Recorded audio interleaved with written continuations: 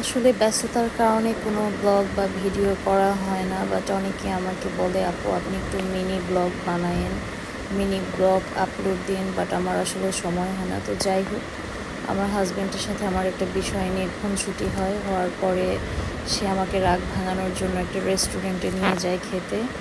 আর আমিও সুযোগে তাকে লম্বা একটা বিল ধরিয়ে দিই, আমার যা মন চায় তাই অর্ডার করে আমি খেতে থাকি। আর আমি প্রচুর ফুড লাভার, বাইরে গেলে প্রচুর পরিমাণ খাবার অর্ডার করি, খাই দেয়। তারপর এই তো সে বসে আছে। আর যখন আমার মন খুব বেশি খারাপ থাকে তখন আমি প্রচুর পরিমাণ খাওয়া দাওয়া করলে আমার মন অটোমেটিক ভালো হয়ে যায়। তো সবাই ভালো থাকো, টাটা।